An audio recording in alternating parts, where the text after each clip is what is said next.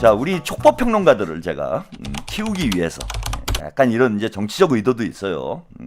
우리 정민철 평론가를 비롯해서 촉법 평론가들이 지금 뭐 맹 공격을 당하고 있잖아요. 털레반들에. 사실 신인규 변호사를 촉법이라고 얘기를 해야 되나 40대인데 그건 잘 모르겠는데 하여튼 뭐 정민철, 뭐 신인규 등등 그 촉법이 아니신 분들이 요즘에 촉파리들이 생겼어요. 그 평론가들 사이에. 그 촉법이라고 할 수 없는 사람들이 자꾸 자기가 촉법 평론가라고 이제 주장을 하면서 은근슬쩍 글로 껴들어가시는 분들이 있어. 예? 예컨대 무슨 변호사 있는데 그분은 절대 촉법이 아닌데 예. 은근슬쩍 자기가 촉파리를 하면서 촉법인 양 예. 행세를 하고 다니는 저는 이제 신인규 변호사도 이게 좀 촉법 평론가다라는 주장하기에는 좀 애매하지 않냐 뭐 이런 생각이 드는데 이게 50대가 넘는 예, 우리 강수영 변호사 지금 이름 생각이 났네요. 이 강수영 변호사가 이게 촉법 평론가다 본인이 촉법 호소인이에요. 제가 볼 때는 촉법 호소인입니다. 그런 분들이 지금 여러 곳에서 눈에 띄어요. 응?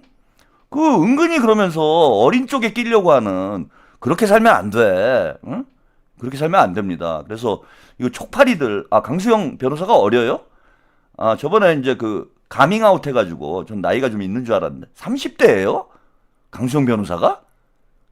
에이 설마 진짜로? 30대야? 죄송합니다 이거. 에이 30대 아니지 그죠? 그럴 리가 있나? 그죠? 촉법 호소인이에요 제가 볼 때는 그죠? 신인규 변호사까지는 그래도 저기 촉법 평론가라고 뭐 이렇게 얘기를 해줄 수는 있어도 강수영 변호사는 에이 무슨 촉법이야? 85년생? 85년생이면 촉법인가? 미안합니다. 미안합니다. 강수영 변호사. 사과합니다, 제가. 이거, 참, 이거, 큰 결례를 했습니다, 제가. 이게.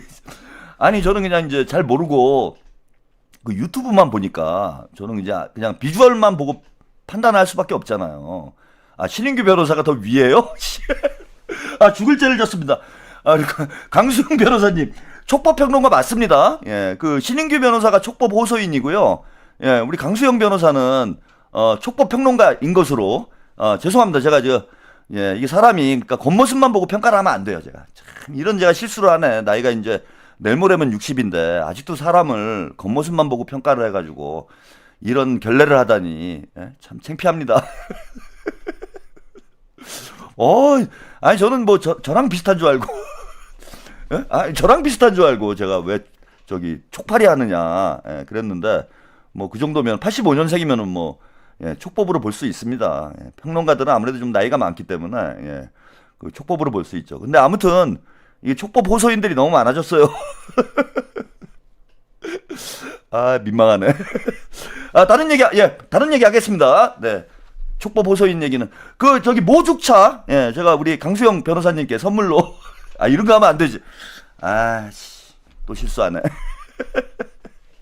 근데 아무튼 요즘 좀 젊은 평론가들이 주목을 좀 많이 받고 있죠.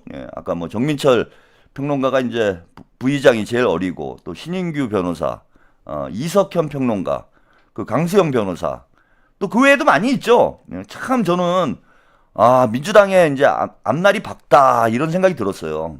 그동안 맨날 보던 얼굴들만 보고 고리타분한 얘기만 유튜브 나와가지고 떠들어대고 젊은 친구들하고 뭐 소통은커녕 아예 뭐 대화 자체가 안 돼버리는 이런 분들이 뭐 평론가랍시고 유튜브 방송하고 방송 나와가지고 이야기를 하니까 이게 뭐 전혀 공감이 안 되죠. 근데 최근에 민주당 문조 사태를 거치면서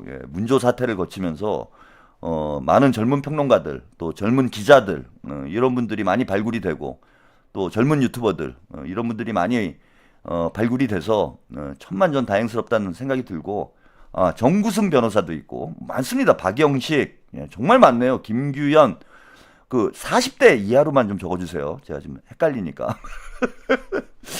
40대 이하로만 적어주시기 바랍니다.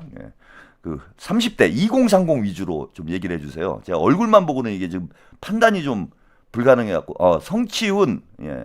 또 기자들도 뭐 이정주 기자 요즘에 많이 주목을 받더라고. 예. 그리고 그 우리 또 이슈 전파사의 김정윤 기자 또 많이 주목을 받고 있고, 김도영 기자인가요?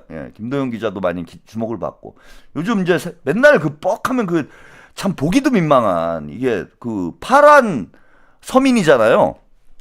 파란 서민, 주진우. 와, 오늘 뒤에 좀 말씀을 좀 드릴 거긴 한데, 이거 파란 서민 주진우, 야, 이거 환장하지 않습니까, 진짜? 어디에 얼굴 내놓기도 좀 민망한.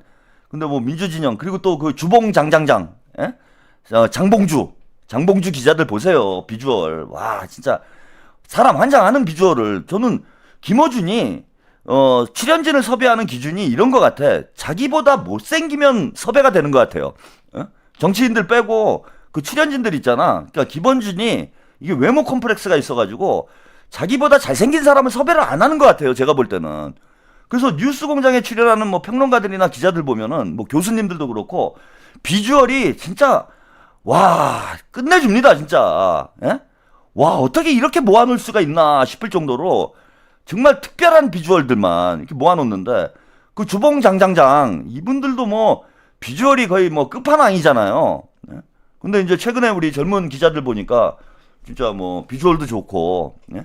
또 뭐 취재력도 좋고, 취재도 잘해요. 제가 볼 때. 뭐 이정주 기자도 그렇고 김정윤 기자도 그렇고, 저는 김정윤 기자 참 도움을 많이 받습니다. 저도 방송 준비하면서 뭐 제가 이제 뭐 직접 취재를 해서 민주당 상황이나 이런 걸 알기가 어렵기 때문에 기자들한테 이제 의존할 수밖에 없는데, 김정윤 기자가 제일, 김정현인가요? 예, 김정현 기자, 김정윤이 아니고, 예. 김정현 기자가 민주당에 대한 취재는 가장 깊이 있고 가장 정확한 것 같아요. 예, 김정현 기자가 취재한 내용으로 분석을 해보면은 나중에 뭐 거의 틀리는 적이 별로 없더라고. 그래서 오히려 선배들보다 훨씬 낫더라. 예, 선배 기자들 괜히 폰만 잡지. 김정현 기자, 뭐 이정주 기자 이런 젊은 기자들이 선배 기자보다 훨씬 더 취재를 잘하더라. 그리고 뭐 비주얼도 훨씬 더 좋고, 그 다음에 말빨도 좋고, 뭐 재밌게 하고. 그래서 이런 젊은 세대들이 이제는 빨리 성장을 해가지고 민주당의 뉴 민주당을 이끌어가는 뉴 이재명이 됐으면 좋겠어요. 그리고 김어준 시대를 이제 끝내고, 저도 김어준하고 싸우고는 있지만은 어쨌건 김어준 세대예요. 김어준하고 저하고 뭐 2살 차이밖에 안 나기 때문에 같은 세대라고 볼 수 있죠. 그런데 김어준하고 이제 싸우는 입장에 있다 보니까 우리 뭐 코다리 여러분들이나 젊은 층에서도 뭐 제 방송을 좀 봐주시고 해서 뭐 개인적으로 고맙긴 한데, 제가 무슨 뭐 세대 교체라는 주역이 되면 안 되는 거죠. 저도 이제 고려장 해야 돼. 제가 유시민하고 김어준 끌어안고, 예? 논개가 돼가지고, 예, 김어준과 유시민은 그냥 고려장하고 저도 끝내겠습니다. 예? 그리고 이제 젊은 세대한테 바톤을 넘겨줘야죠. 30대, 40대 이제 젊은 스피커들이 민주당을 대표하는 그런 스피커로 성장을 해야, 그래야 2030들의 민주당 지지도 얻어낼 수 있을 거 아니겠습니까? 예. 그래서 저는 마지막 제 인생을 불살라가지고 유시민하고 김어준 끌어안고 한강에 같이 뛰어드는 걸로. 예? 뭡니까, 제가 그 순장조. 예. 386 운동권 순장조를 제가 하겠습니다. 다 끌어안고, 예, 친문들하고 386들하고 운동권. 저도 운동권 출신이니까 이게 원죄가 있는 거예요. 운동권이 망친 대한민국, 운동권이 망친 민주당, 최한욱이 운동권이 끝장내겠다. 예? 제가 깔끔하게 다 끌어안고 갈 테니까, 예, 그 뒤를 우리 촉법평론가들이 이어주시기 바랍니다. 제가 앞길 뚫어드릴게요, 여러분들.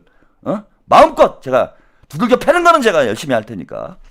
예, 저와 같이 민주당에서, 예, 지금 논개 역할을 하고 계신, 예, 우리 송영길 의원. 이 시대의 마지막 남은 상남자라고나 할까요?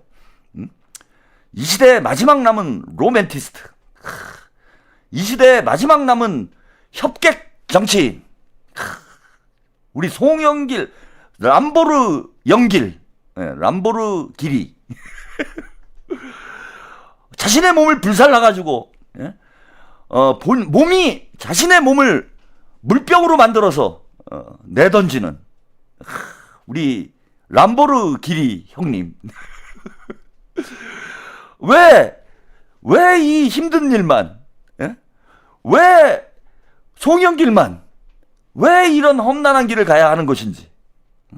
2022년 저는 대선 때 쇠망치를 맞았을 때 이게 왠지 송영길의 앞길이 뭔가 불길하다, 이런 느낌을 받았습니다. 예. 조현아님, 까왕님 이렇게 열정적으로 하시는데 꼬리 들려봅시다. 네, 감사합니다. 예. 물병열사 물병열사 우리 람보르기니 형님, 예. 쇠망치를 맞으면서 대선 승리를 위해서 휠체어를 타고 헌신하셨던 우리 람보르기니 형님, 대선이 끝나자마자 당대표직을 내려놓고 본인의 지역구를 이재명 대통령에게 양보를 해서 이재명을 지켜냈던 우리 람보르기니 형님, 본인은 대신 본인이 깜빵해가는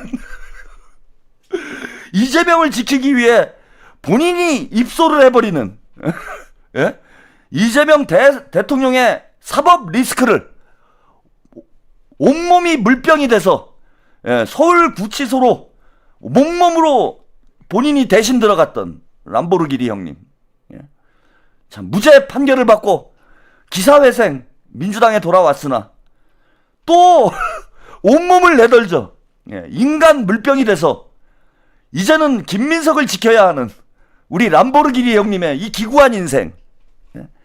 참 가슴 아픕니다. 저는 이제, 예. 우리 람보르기니 형님도 진짜 꽃길 깔아드려야 되는데, 왜 지금 또, 예? 기사회생을 해서 어렵게 당에 돌아왔는데, 예? 당에 돌아오자마자 또 인간 물병이 돼가지고 정청래를 향해 날아가야 되는 우리 람보르기니 형님의 숙명, 참 이게 엔딩이 어떻게 될지 참 걱정이 됩니다. 근데 우리 송영길 의원님이, 예, 제가 이제 뭐 재밌자고 말씀을 드렸지만 참 고마운, 예, 참 고마운 분입니다. 예. 이런 이제 희생의 아이콘, 헌신의 아이콘이 돼가고 있죠. 예. 근데 우리 당원들이 이런 송영길의 헌신과 희생을, 저는 잊지 않을 거다, 그렇게 생각을 합니다. 그래서 오늘도 또 한 몸 내던지셔가지고, 예, 정청래를 끌어안고, 예, 뛰어들고 있는 우리 송영길 람보르기니 형님의 람보르기니 의원의 맹활약상을 일단 여러분들 영상으로 먼저 만나보시고 가겠습니다. 유시민 작가의 재건축론이 여권 내 파장을 일으킨 가운데 송영길 민주당 의원이 유 작가를 간신에 비유하며 재건축론을 일축했습니다. 주군의 성공을 위해서 좀 더 똑똑한 사람, 새로운 사람을 계속 영입해가지고 주군 옆에 모이게 하는 사람이 충신이고, 네. 간신은 주군 옆에 그 권력을 독점해서 다른 똑똑한 사람들이, 새로운 사람들이 접근하지 못하도록 차단하는 모습이 간신이다, 이렇게 평가를 할 수가 있거든요. 앞서 유 작가는 이재명 대통령 지지자들이 원했던 건 증축이었는데 대통령은 재건축을 하려고 했다며 이 대통령의 중도 확장 노선에 대해 강한 비판을 내놨습니다. 이를 두고 송 의원은 본인들의 주도권이 상실된 것에 대한 두려움이 있지 않겠냐며 지금은 중도 보수 영역을 포괄하는 게 너무나 중요하다고 맞받았습니다. 자기를 지지한 국민은 아니라 지지하지 않은 모든 대한민국 국민을 대표하는 대통령이다, 이런 말씀을 했는데 지극히 당연한 말씀이라고 생각합니다. 네. 따라서 저는 국민 통합, 뭔가 외연을 확장하는 모습이 필요하거든요. 끝으로 송 의원은 유 작가는 열린우리당 창당 당시 민주당 동교동 세력을 배제하자고 주장했었다며 현재 유 작가의 논리를 당시 상황과 비교해 돌이켜보라고 꼬집었습니다. 네, 여기까지, 예, 송영길 의원님의 인터뷰를 보셨어요. 예. 한딸기님, 네, 감사합니다. 우리 송영길 의원님이 여의도에서 지금 독설라이트를 하시고 있는 게 아닌가, 여의도 까왕이다, 뭐 이런 정도로 말씀드릴 수 있을 정도로 유시민은 그냥 간신이다.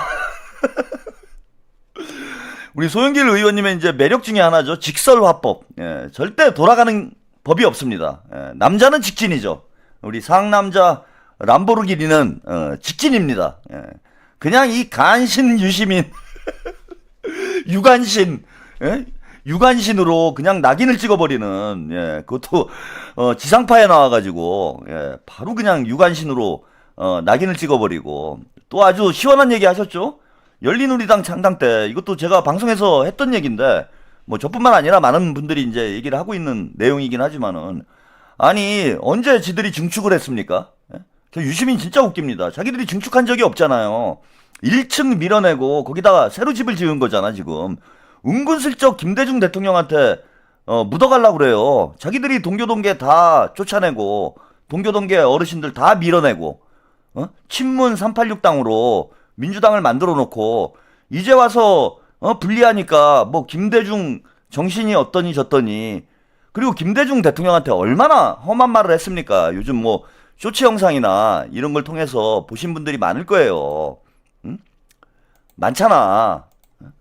얼마나 이제 뭐 입에 담을 수 없는 뭐 정신적으로 뭐 문제가 있다라는 둥, 뭐 치매라는 둥.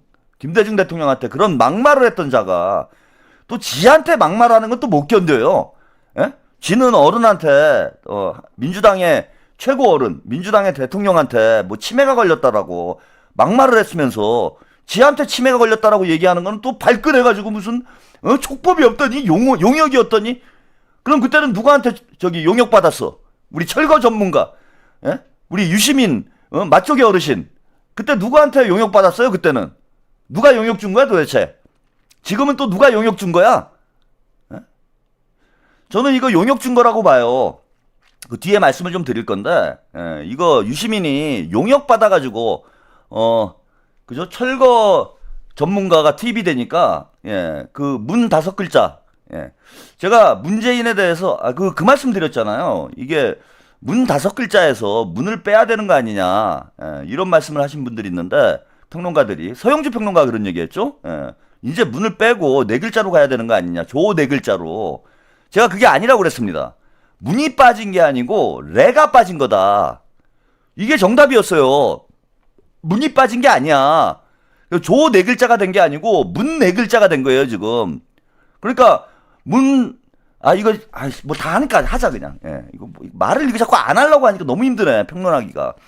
문조털레 유잖아요. 그런데 이제 그 서정주 평론가 얘기는 조털레 유가 됐다라는 거야. 문은 빠져나왔다. 근데 그게 아니고 제가 볼 때는 문털레유가 된 거예요. 문털레유. 응? 문털레유가 아니지. 문조털유. 문조털유가 된 거예요. 문조털유. 조털레유가 아니고 문조털유가 된 거다. 레가 머슴이 쫓겨난 거지. 이게 문재인이 빠진 게 아니다. 자, 그래서 유는 어떤 역할을 한 거냐면은 이거 뒤에 말씀드릴게요. 오더를 받은 거예요. 문한테. 유가 알박기 전문가. 이재명 대통령님이 철거 전문가. 주한미군 철거하라 뭐 이런 걸 한 수십 년 동안 해왔던 철거 전문가인 저를 그 이재명 대통령님이 고용을 한 거잖아요. 그 우리 맛조개 어르신의 분석에 따르면은 그래서 문은 명은 이제 저를 고용을 했고 철거 전문가를. 그럼 문은 어떤 사람을 고용해야 되느냐? 알박기 전문가를 고용해야 되는 거예요. 그래서 본인이 그런 얘기 했잖아. 그 다스베이더 나와가지고 그 뭐라고 얘기를 했냐면은 늙은 전국구 건달이다. 그 늙은 건달들이 하는 게 뭡니까? 저는 철거 현장 가가지고 우통 까고 막 배에다 칼 긋고 야 나 못 나가 막 보상해줘 막 누워버리고 뭐 이런 거 하는 거잖아. 그러면 유시민을 알박기 전문가로 고용을 한 거예요. 그 자해공갈단 쉽게 얘기하면 자해공갈단으로 유시민을 고용을 했다. 철거 전문가인 저에 맞서서 자해공갈단 단장 유시민을 고용을 한 상태다. 그래서 문조털레유에 맞서가지고 촉법 평론가 이것도 일부러 5글자를 만든 거예요. 5글자를 5글자를 만들어가지고 이 철거 반장한테 이제 맞선 거지. 알박기 전문가가. 그러니까 유알박기? 유박기 전문가가 들어온 거예요, 지금. 그래서 오늘 상임위원회에서 저는 그런 결과가 나온 거라고 봅니다. 그건 뒤에 조금 더 말씀 좀 드리고요. 다시 우리 송영길 의원, 송영길 의원 얘기로 좀 집중해서 가겠습니다. 그래서 아주 시원하게 지금 불도저가 돼가지고 이게 되게 대단히 중요한데 오늘 이런 일이 있었어요. 또 송영길 의원이 정청래가 너 저기 뭐냐 노무현 대통령 장례식 때 너 오지도 못하지 않았냐. 이거 지금 여러 가지 논란이 있는데 정청래가 뭐 당시에 중국에 있었는데 중국에 귀국해가지고 방문을 했다 이런 주장을 하고 있잖아요. 그래서 장례식에 자기가 방명록에도 이름을 남겼다 이러는데 당시 노사모에서 이재명 대통령을 민주당 정치인들이 노무현 대통령을 민주당 정치인들이 다들 손절하고 너무 비난을 했기 때문에 노사모 회원들이 대단히 화가 나서 당시에 그 정치인들이 못 들어갔어요. 그래갖고 정동영 장관도 당시에 쫓겨났어 장례식장에서. 송영길 의원은 이제 그 빈소를 비가 그 폭우가 쏟아지는데 빈소를 지킬 수가 있었는데 대부분의 민주당 정치인들이 노사모에 의해서 쫓겨났었어요. 이게 이제 영상 자료가 어디서 나오면 좋은데 저도 한번 찾아보겠습니다. 근데 당시에 정청래도 그 한미 FTA를 반대를 하면서 노무현 대통령을 좀 비난하는 그런 위치에 있었기 때문에 노사모 회원들이 그닥 정청래를 좋게 보지 않아요. 정청래를 노파리로 봐. 그래서 그때 그런 얘기가 있어요. 아마 송영길 의원도 그 얘기를 듣고 정청래가 빈소에도 못 왔다 이렇게 인터뷰에서 얘기를 했던 것 같은데 정청래가 노사모 회원들에 의해서 쫓겨났다라는 얘기가 있었어. 당시에. 근데 이게 지금 뭐 확인이 할 길이 없고 증언만 지금 나오고 있습니다. 그래서 당시 현장에 있었던 노사모 회원들이 지금 SNS에 이제 글을 올리기 시작을 했어요. 조만간에 제가 볼 때는 이것도 확인이 되지 않을까 싶어요. 근데 어쨌건 간에 송영길 의원이 이거는 이제 정확히 확인이 안 된 팩트이기 때문에 이거는 바로 사과를 하면 됩니다. 사과가 뭐 어려워? 그래서 자 정청래가 바로 송 의원의 주장은 100% 허위 사실 유포다. 당연히 애도하고 참석했다. 사과하시라. 이렇게 얘기를 했는데 송영길 의원이 바로 답변을 했습니다. 정 의원 인터뷰를 보니 중국에 계셔서 당일에는 참석을 못하고 다음날 참석을 했다고 해. 제 발언을 정정하겠다. 사과한다. 사과한다. 사과했잖아. 야, 이거 뭐 참 역대급 개사과입니다. 사과한다. 저도 앞으로 이제 사과를 이런 방식으로 해야 될 것 같아요. 사과한다. 내가 누구 아까 김성수? 사과한다. 씨발. 뭡니까 그 시발 컴퍼니?